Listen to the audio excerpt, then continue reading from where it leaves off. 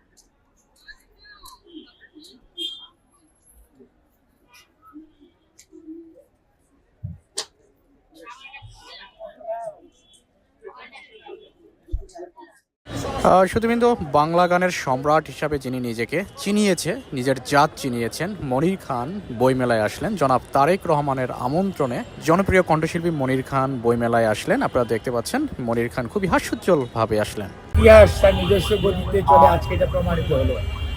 দীর্ঘ 18 বছর পরে জনাব তারেক রহমান বাংলাদেশের প্রধানমন্ত্রী হিসাবে আজকে বইমেলার উদ্বোধন করলেন। এটি একটি মাইল ফলক। কারণ একসময় অনেক ষড়যন্ত্রকারীরা অনেকেই চেষ্টা করেছে জিয়া পরিবারের নাম মুছে ফেলার জন্য, তারেক রহমানকে রাজনীতি থেকে নির্বাসনে পাঠানোর জন্য। আল্লাহর অশেষ মেহেরবানি, জনগণের ভালোবাসায় সিক্ত হয়ে জনাব তারেক রহমানের নেতৃত্বে বাংলাদেশ জাতীয়তাবাদী দল আজকে দেশের সেবা করার সুযোগ পেয়েছে। আল্লাহর কাছে লাখ লাখ শুকরিয়া আর কৃতজ্ঞতা জানাই বাংলাদেশের লাখো কোটি ভোটারকে যারা বিএনপিকে বেছে নিয়েছে। আর আজকের এই সুশৃঙ্খল উদ্বোধনী অনুষ্ঠান বলে দিচ্ছে আগামী দিনের বইমেলা হবে সুন্দর, সুশৃঙ্খল। সেখানে পাঠক, পুস্তক প্রকাশক, লেখক সবারই সম্মিলন ঘটবে এবং সুন্দর বইমেলা হবে।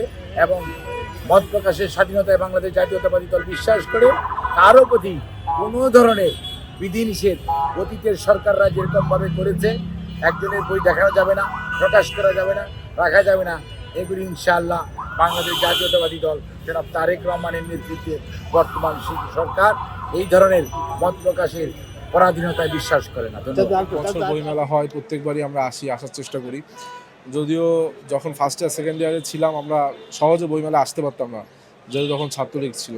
কিন্তু এখন আমরা বইমেলা যেহেতু প্রত্যেকে খুব পছন্দ করি, সেখান থেকে আজকে বইমেলার উদ্বোধন হচ্ছে, সেই জন্য এই বইমেলায় আসা। এবং যেহেতু আমাদের বিএনপির চেয়ারম্যান এবং বর্তমান বাংলাদেশ সরকারের প্রধানমন্ত্রী তিনি উদ্বোধন করতে এসেছেন, তাই আমরা এখানে এবারে বইমেলার যে শিরোনাম বহুমাত্রিক বাংলাদেশ, অর্থাৎ বাংলাদেশের যে বহুমাত্রিকতার বাংলাদেশের যে সকল মত পথ বিভিন্ন ভিন্নতা থাকবে, বহুমাত্রিকতা থাকবে, কিন্তু সকলে দিন শেষে আমরা বাংলাদেশি।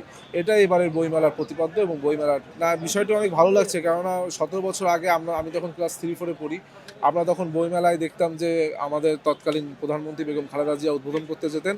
আজকে এত দীর্ঘ 17 বছর পর নির্বাসিত জীবনযাপন কাটিয়ে এসে দেশের মানুষের ভোটে নির্বাচিত হয়ে প্রধানমন্ত্রী হয়ে তিনি কিন্তু আজকে বইমেলা উদ্বোধন করছেন। এটা আমাদের জন্য, বিশেষ করে আমরা যারা গণতন্ত্রকামী মানুষ রয়েছি। আমি ছোটবেলায় হুমায়ুন আহমেদের বই অনেক পড়তাম, হুমায়ুন আহমেদ ছিলেন, তার সাথে হ্যান্ডশেক করেছিলাম।